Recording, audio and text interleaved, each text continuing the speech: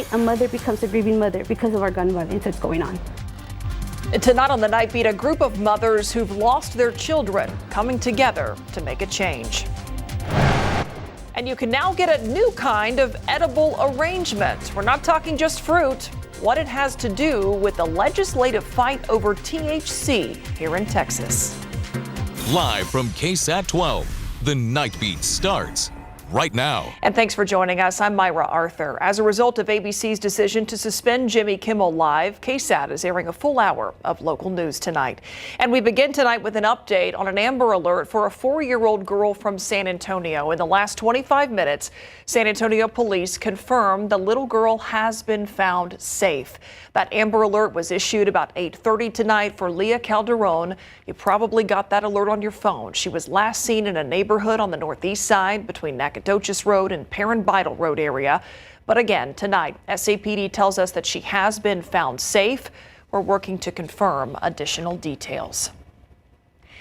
Tonight, a deadly accident at Port San Antonio. A man has died after a jet engine rolled on top of him. This happened about 4 o'clock this afternoon behind the Boeing Center at Techport. That's off of General Hudnell Drive. According to first responders there at the scene, the victim and another man were moving that jet engine on a dolly when it began to roll. The engine hit the victim, causing both men to fall off of a 4-foot loading dock. The engine then fell on top of the man in his 70s, killing him. Police say this was a workplace accident, and they estimate that engine weighed more than 5,000 pounds. New details on a murder investigation underway in Karnes County tonight. Police are looking for the man that you see here, Severiano Maldonado. He's wanted in connection to the murder of Michelle Jansen. Karnes County deputies say that they found Jansen inside a home near Highway 72 and Helena Street in Runge last night. The sheriff's office says that evidence collected pointed to Valdonado.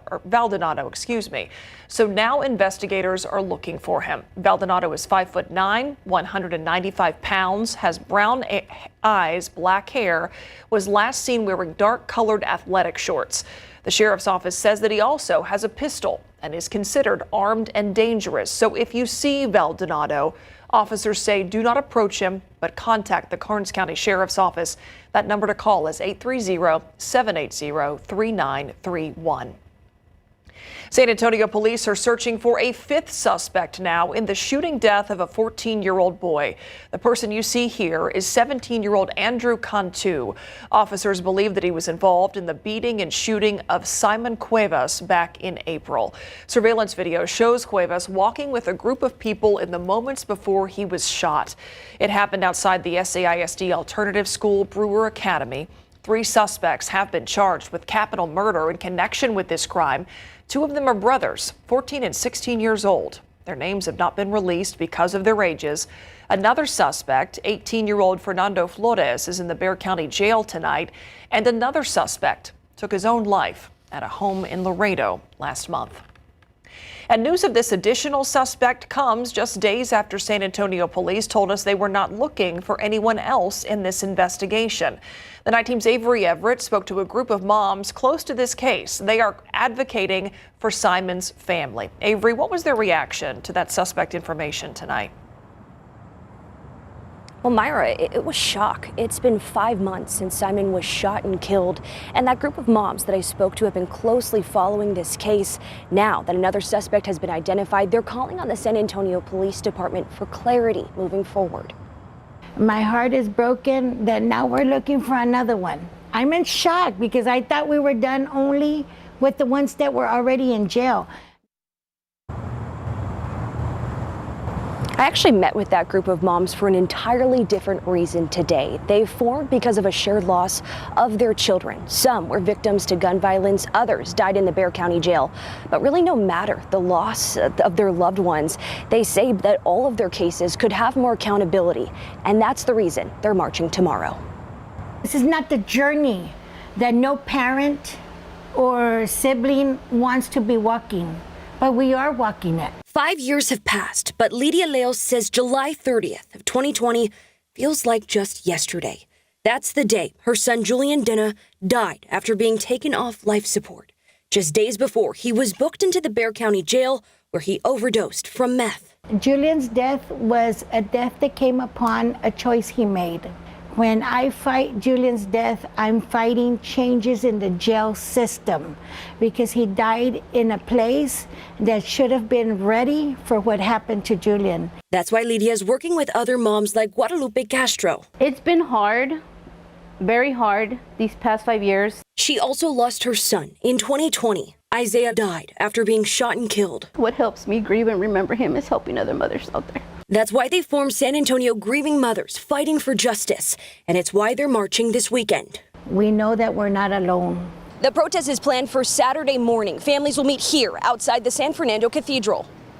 And they'll walk 5 city blocks to rally here outside of Public Safety Headquarters. We need to find out what actually happened. They're calling on San Antonio Police, the Bexar County Sheriff's Office, and the District Attorney for accountability. That's all we want, our answers and justice. As they look over a long list of cases, they don't want anyone lost to be forgotten. And a lot of mothers just give up. In tragedy, you all have built this community. We have gotten so many. Every other day we get a message from a mother. And that is why we're speaking up, because we want answers. People marching tomorrow will meet at 9 a.m. and they'll begin walking at 10 a.m. Reporting live, I'm Avery Everett, KSAT 12 News. Every other day, they get a message from another mother. Avery, thank you. 18 years in prison for this man, 42-year-old Jerry Hernandez. He was the driver of a concrete truck that hit a Hayes CISD school bus last March, killing a 5-year-old boy and a 33-year-old man. Hayes CISD released video from cameras on that school bus that show the oncoming concrete truck drift across the double line in front of the bus. The crash happened as that bus was taking pre-K students from Tom Green Elementary School and 11 adults back to campus after a field trip. Hernandez was indicted on 2 counts of manslaughter. According to his arrest affidavit, Hernandez told DPS troopers he used marijuana and cocaine and had only had 3 hours of sleep before the crash. A Bexar County Sheriff's Office deputy has been fired for smoking a marijuana vape pen in a staff bathroom. BCSO confirmed the arrest and charge of 23-year-old Ivan Estrada. They say that he was caught after a deputy at the detention center smelled marijuana coming from the restroom. After an investigation, they determined Estrada was the last person to use that bathroom. Investigators say they tested the vape pen and confirmed it did contain THC. By KSAT's count, Estrada is the 10th BCSO deputy arrested this year. He'd been with the department for almost 5 months. The Texas Rangers say that they're helping Uvalde police with the investigation into the death of a staffer from U.S. Representative Tony Gonzalez's office. Family members say Regina Santos Aviles died Sunday after she caught fire. And now KSAT Investigates Daniela Ibarra learned that KSAT and other news outlets have been uninvited to an event with a congressman next week. Congressman Tony Gonzalez is set to be in San Antonio on Monday for a grand opening at the Southwest Research Institute. Back on Wednesday, we were invited to the event to interview Gonzalez and other officials too. That's the same day KSAT Investigates first reported on the death of Gonzalez's regional director in Uvalde, Regina Santos Aviles.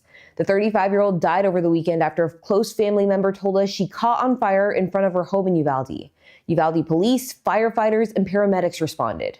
Families say she was airlifted here to San Antonio, where she died on Sunday. The family says this was an accident, but the medical examiner is still investigating. According to her LinkedIn, Santos Aviles worked as Gonzalez's regional director in Uvalde since 2021. Gonzalez gave us a statement earlier this week saying he was heart-stricken. We've called and texted Gonzalez and his communication director 13 times since Wednesday because we want to learn more about Santos Aviles. Neither has responded, but Gonzalez has made several unrelated posts on X.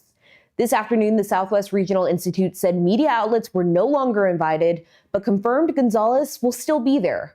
We asked if we were uninvited at the congressman's request, but we haven't gotten an answer. We're going to continue to follow this story for you. By the way, if there's a story or tip that you think we need to be looking into, let us know. You can reach out to our KSAT Investigates team by scanning that QR code on your screen. I'm Daniela Ibarra with KSAT Investigates. Still ahead here on the Nightbeat, edible arrangements expanding its inventory to include a different kind of edible. We'll have that story in just a few minutes.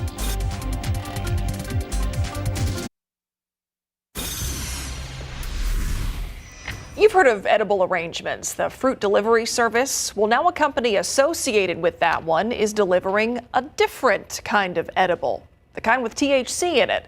You might remember that Governor Greg Abbott vetoed a ban on THC in Texas a few months ago.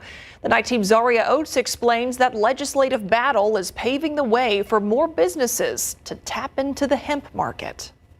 This was always a category they were curious about, providing opportunities for health and wellness and these moments for consumers that create this wow factor, helping with restful sleep or relaxation or, name any pain management. Thomas Winstanley is the general manager for edibles.com, a brand owned by the same parent company as Edible Arrangements.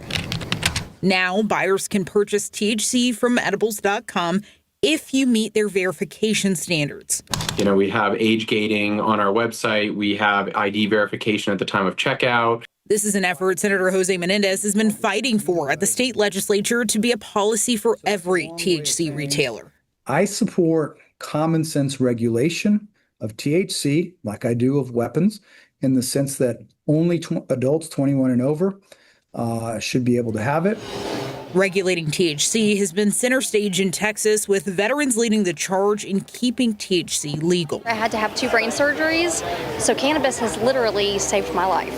They had me on a lot of medications. I've been able to get off of everything using cannabis. According to a 2024 map from Rice University's Baker Institute for Public Policy, Texas is one of 19 states where hemp products are legal with few restrictions. This type of business remains legal in Texas after an attempt to ban THC was vetoed by Governor Greg Abbott this summer. While there's still uncertainty over what THC laws could look like in Texas in the future, for now, edibles are fair game in store across the state and online. Yes, they will be using an Edible Arrangements truck. That was our Zaria Oates reporting. Now, you've probably noticed there are a ton of THC and CBD shops across San Antonio. It's important for us to note, though, that you cannot purchase edibles at a physical Edible Arrangements store. If you're going to purchase from them, it has to be online for age verification. A lot of people probably doing a double take with that story. All right, let's take a look outside with live cam. We were watching these weekend rain chances, Shelby, but they really just kind of dwindled over the last couple days. I know. We have been wanting some sort of change in the weather patterns. We're not seeing the same old, same old. And sadly, there are still some rain chances, but the chances are really dwindling down because of that high pressure that's sitting over us. And that was allowing our temperatures today to only get to 93 degrees in San Antonio, 97 as you went towards Pleasanton, 93 towards Cotulla. And today is going to be more of the same old, not only today, but what we're going to see tomorrow and what we're going to see going forward. Now, tomorrow, we're expected to once again get to 93. Not much of a change between yesterday's weather and today's weather, right? Because it's going to be the exact same. In fact, today was the 10th day in a row we sat at 92, 93, and 94 degrees. Tomorrow is expected to be the 11th, and we're going to stay quiet throughout the weekend. Yes, there is about a 10% chance of rain, but it is bad news because we still need the rain. We're still in that drought. And earlier this week, we were talking about that chance of rain.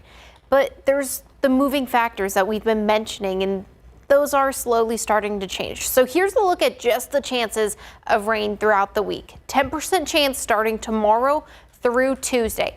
And that's due to the fact of those sea breeze showers, the daytime heating, what we normally get here in South Central Texas, similar to what some areas saw near Victoria today. That's exactly what that 10% chance is supposed to be over the next few days. But then by the time we get to Tuesday night through Friday, that's when we're seeing another greater chance of some rain, but that's still a week away. Things can change ever so slightly, especially because just a few days ago, we thought that 30% chance of rain was going to be on Monday. So it is an ever so changing forecast because of this area of high pressure. That's still the main weather maker for San Antonio. It's been the weather maker allowing us to sit between 92 to 94 degrees. And as that high pressure system tries to make its way closer to San Antonio, it also is going to interact with the low pressures to the north. And as the low pressure systems to the north try to make their way further south, it's really going to interact with that high pressure and a few weak frontal systems. And as that frontal systems try to give that one last push of moisture as we go into Tuesday, Wednesday, Thursday, and Friday, that's where we do get that chance of some showers and maybe a rumble of thunder. But even then, most of the rain's going to be well up into areas along the Mississippi River Valley. And even then, for San Antonio, not expecting a lot. If I take a little query, maybe 1/4 of an inch of rain expected for San Antonio. So we'll continue to keep you posted as we go throughout the next week or so. So I would get to the 7-day, but our computer just crashed. So I'll give you the 7-day forecast coming up later on in the show. But otherwise, more of the same for the weather pattern. Computers crashing like the rest of us on a Friday night. Except for our sports department, the busiest place in the newsroom on a Friday evening during high school football, Larry. I am anything but crashing right now. I am so pumped up. My adrenaline just flowing through me. Let's go. The game of the week featured Smithson Valley at Bernie Champion tonight. We've got your highlights and post game coming up. Plus, we also have a great catch in the Piper game. You're going to love this one. We got it coming up.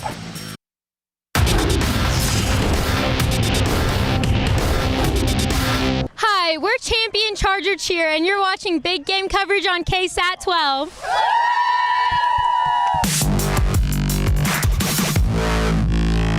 Thank you, Champion Cheerleaders, for the nice sports open. The Smithson Valley Rangers at the Bernie Champion Chargers is our game of the week. And here's a Charger Nation banner blowing in the wind at Bernie ISD Stadium. We got there before the Champion faithful packed the stands, Mary. Yes, and this is a top 10 matchup per 12's top 12 and both teams district opener, so it should be electric. All right, first quarter, Rangers quarterback Ty Knutson fakes the handoff and he throws the tight end Luke Peace 5 yards, and it's 7-0 Rangers. Same score, Rangers ball again, and Knutson unloads a deep ball to Hunter Haug. Beautiful toss and catch, 61 yards to the end zone, and the Rangers go up 14-0. Time for the Chargers to get on the board. Julian Navarrete goes over the top to Brogan Dempsey. Perfect strike, 70-yard touchdown, and the home side trails it 17-7. But the Rangers, they answer back. Caleb Piegler gets into the end zone, 1-yard score, and the Rangers are rolling 24-7.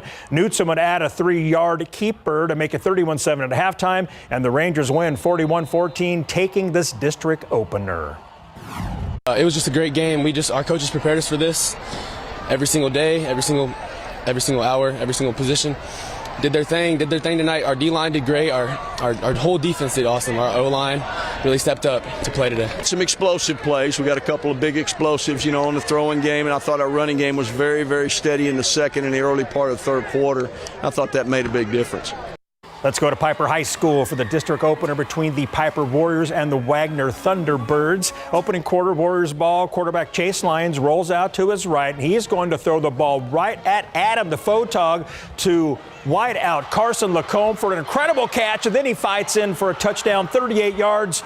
Warriors lead 7-0. Look again in slow motion, pretty spiral and thrown where only Lacombe could get the ball. He does, touchdown, and Piper is back in the win column, 48-13. Let's go to Comalander Stadium where MacArthur was taking on New Braunfels in a district matchup. Third quarter, MacArthur down 21-0. Mac quarterback Christopher Richmond hands the ball off to running back Trevin Charrington, who takes it up the middle, and he's going all the way to the end zone for the 47-yard touchdown for their only TD on the night. Staying in the third, New Braunfels knocking on the door at the 3-yard line. Jackson Maples hands the ball off to Caleb Moore. He stretches out for the touchdown, putting the Unicorns up 28-7, and New Braunfels takes it, Mary, 35-7.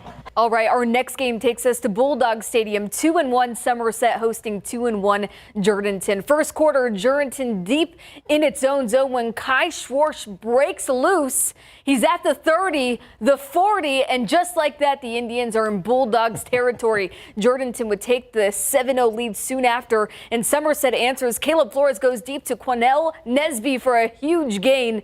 Then the Bulldogs punch it in to tie the game. Somerset runs away with it 48-13. 12's top 12, 6th ranked Southwest enters week 4 3-0 up against Laredo Martin. Dragons lead 15-0 when the Tigers break through. Ronaldo Charez III throws a dime to Elian Ojeda for the touchdown, and Southwest strikes back. Ryan Garre, bounces to the outside, and he's surrounded. I don't know how anyone isn't tackling him. Garay gets near the 30, and then the Dragons stay true to their run game to score soon after. Austin Diggs elusive. In the fourth quarter, Southwest leads 56-13.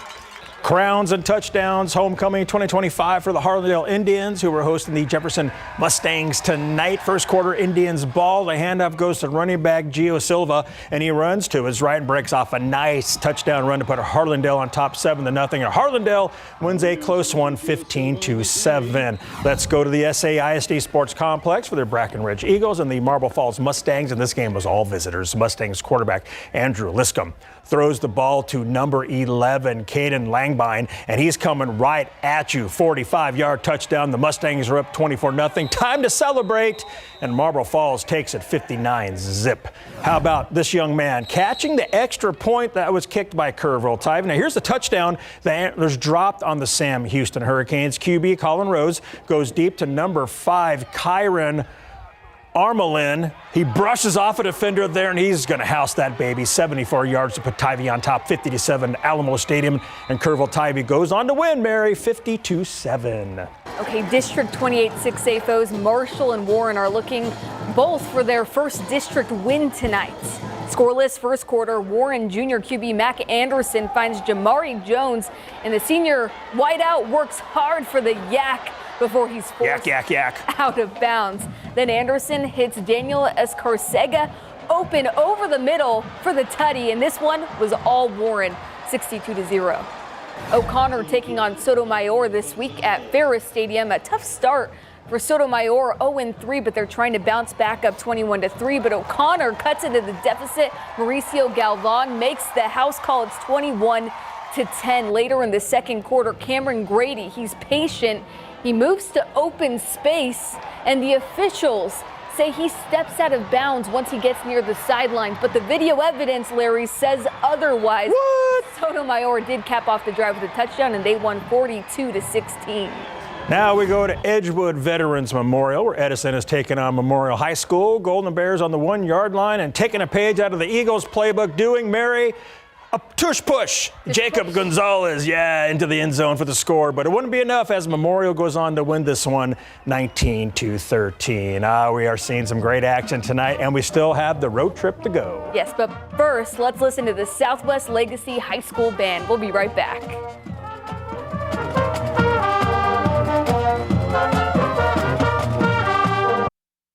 Welcome back to the Nightbeat. It's time now for the BGC road trip. Photojournalist Eddie Latigo back on the road trip beat this week, just like old times. He was just missing Larry. I miss Eddie. Oh, let's get to it.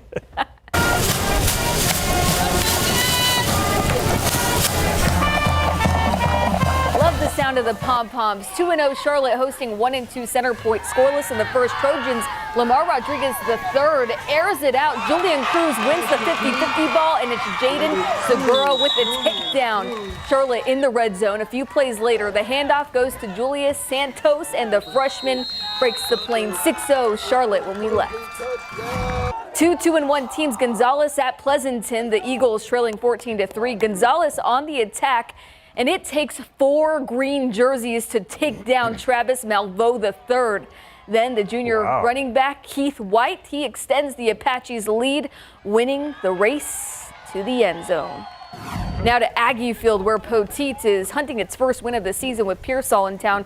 Pearsall pinned deep in its own zone when the Pirates force the fumble, and Poteet recovers, and they turn it into points when Devin Watkins barrels in on the outside. 4-6. Now let's check in with the finals from the Week 4 BGC road trip. Center Point beats Charlotte 21-18. Gonzales on top. 35-10 over Pleasanton, and Poteet winning 14-7 over Pearsall. Okay, deep breath. Let's go. Here's more scores for you. We have Austin Westlake beating Steele tonight 37-14. New Braunfels Canyon over Eagle Pass by a final of 41-31. And two more scores. We've got Bernie beating East Central 49-13. Randolph over Lanier tonight 28-21. That was a close ball game. We got South San beating Laredo Figueroa 50-9. Davenport shutting out Del Rio tonight 49-0. What else do we have here? Lavernia beating Navarro 23-7. Hondo all over Divine tonight. Wow, 63-27. Two more scores. We got Lago Vista beating Marion 52-34. Canyon Lake over Veterans Memorial 49-14. And we got Cole losing to Bandera 56-0, and Johnson City falling to Comfort tonight 35-49. I believe that's the end of our scoreboards, and we will have more sports. Mary, get in here. Come on, get in here. We'll have more sports coming up later. Nobody makes the most of a Friday night like the KSAT sports team. That's I tell right. you what. That's right. Victory pose. With the finishing move, too. We'll be right back. You may have seen the reports. Will tens of thousands of potential local voters be able to cast a ballot come November? Here in Bexar County, voters will be asked about amending the state constitution and whether to help fund a new Spurs arena. But 45,000 people are still waiting for their applications to be processed. Bexar County hasn't been able to enter into new voter registration since July 2nd. First, because of technical issues with system updates. Now, because it's changing registration systems entirely.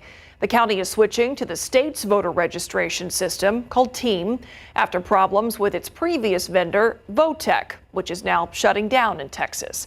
But it's just one of 14 counties trying to make that change. And the onboarding process has lasted a month so far. That's leaving Bexar County elections officials unable to enter in new registrations until that's done. Meanwhile, the November 4th election. Help for the Hill Country coming tonight from halfway across the country. A 9-year-old girl from California is fundraising for people impacted by the deadly floods by selling handmade bracelets. This is Juniper Clark. Her great-grandmother lives part-time in Ingram.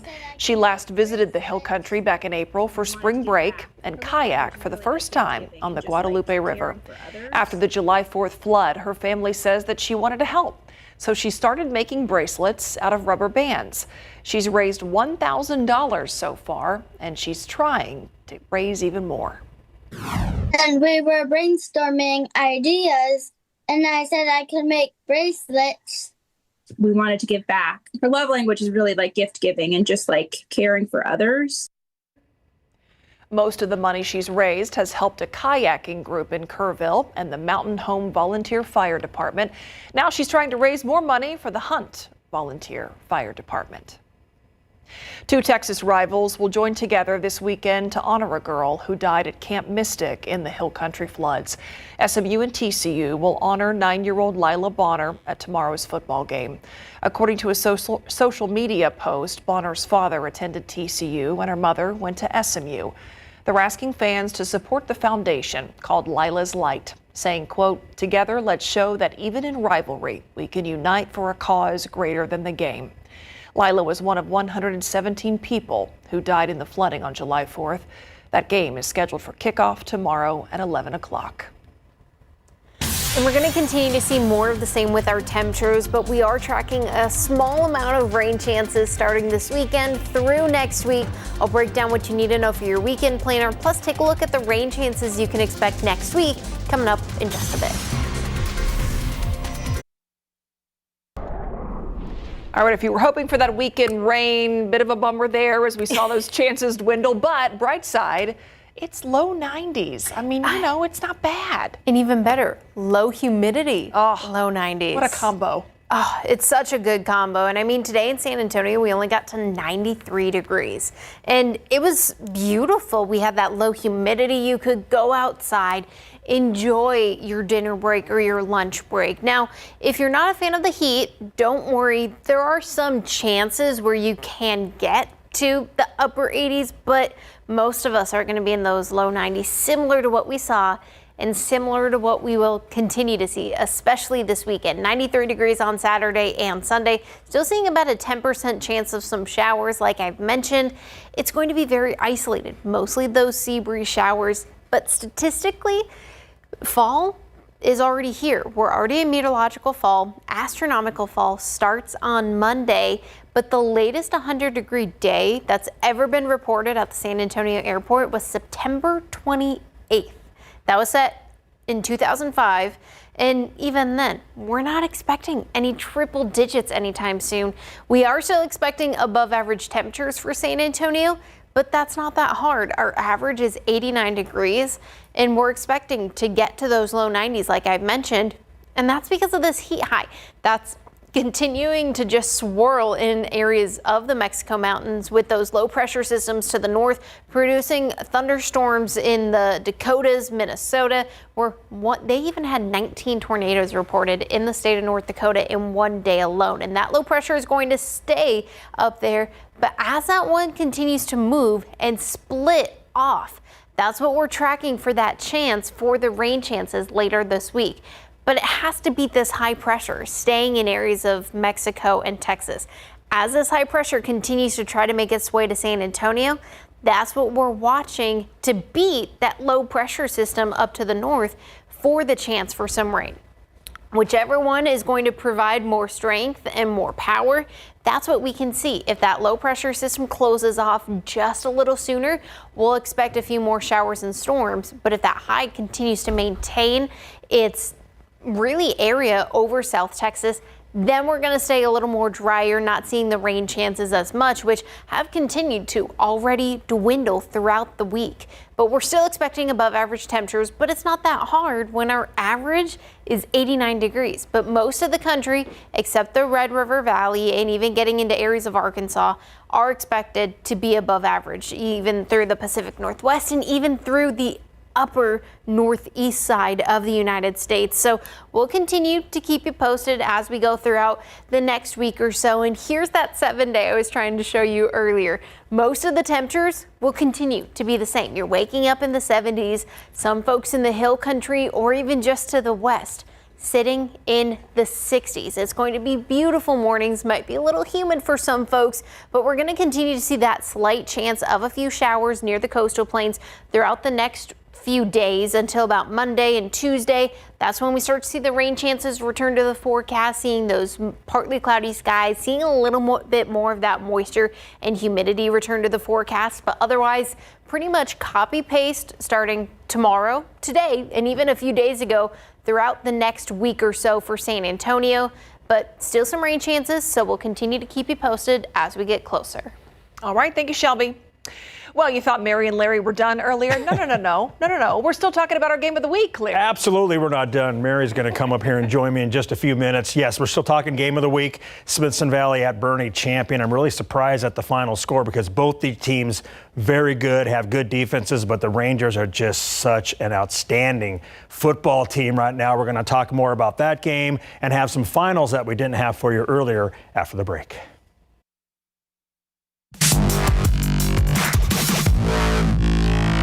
Smithson Valley jumped out big time tonight at Bernie champion, our game of the week, as the Rangers were looking to go 1-0 this week. They scored the first 17 points before Champion finally got on the board with a 70-yard touchdown. The Rangers go on to win by the final of 41-14 to take this District 13-5A D1 game. The Rangers are now 4-0 all-time against the Chargers. Well, I thought our defense did well. You know, they had got the one explosive throw early in the ball game, and then after that we were able to limit their explosives and try to keep everything in front. And I thought we rallied the ball pretty well, stopped their run, and get after the passer a little bit. It's good. It puts a target on our back and lets everybody know Smithson Valley's coming. But, yeah. And what do you guys need to do to continue this momentum? We got to get rid of mental mistakes. We got to stay focused. We got to stick to our game plan, play our keys, do what we do better than they do what they do. I love that answer. How about a couple more finals for you tonight? Hondo beat Divine 63-27, and Southwest knocked off Laredo Martin 56-13, Mary. All right, let's check out what we have going on tomorrow, Saturday, to round out the Week 4 slate. Harlan versus Brennan. It's early in the season, but that District 28 6A matchup will be a big one. New Braunfels Christian Academy also taking on D'Hanis. That Harlan-Brennan game is so big, Mary, it might even decide the district championship right out of the gate because those are two powerhouse programs. Friday night in Week 4, BGC is now in the books. Mary, what stood out to you tonight? And did you see any plays that could be in the best of big game coverage coming up on Monday? Well, these games are just ramping up. District play, all of it is getting more and more intense, right? But some of the best plays, we sift through all of them. It's a big deal when we come up with our best plays. Especially when we have 14 games or 13 like tonight, because there's a lot of plays to go through. Exactly. So two that stood out, just a preview of what you could see. Okay. Piper, you had this game, Larry. Yes. Carson Lacombe made an incredible catch all around, just fundamentally a great play. He caught the ball like this. It was coming this way and he caught it like this. I mean, that's pro stuff right there. It okay. is. And then one that caught my eye, Julian Cruz, Charlotte receiver. He caught a 50-50 ball and he came down with it. He was tackled right after, but a catch like that is deserving of best catch. So we'll see who wins it. Definitely. We'll have to break it down. So that's it for big game coverage. We're going to toss it back over to you, Myra. I thought for sure one of the top plays was going to be the tush push. No, there's still time. There's still time for the tush push. Okay, Mary, we got to work that in. All right, thanks, guys. Okay, are you ready for the second annual Texas Eats Food Festival? We were talking about it all week. It is happening tomorrow, September 20th, at the Boeing Techport Center. Anyone who goes will be able to try food from 20 top restaurants from across Texas, prepared by Michelin and James Beard award-winning chefs. You can see a full list of the restaurants and the chefs that will be participating on our website, ksat.com. There are still tickets available. We got a little taste test at 6 o'clock today. Worth it. Very, very good. Thanks so much for joining us here on the Night Beat. We sure appreciate it. Thanks for spending the week with us. Have a wonderful weekend. And thanks for hanging out for the full hour. Yes. We were here for 60 minutes, folks. Have a good night.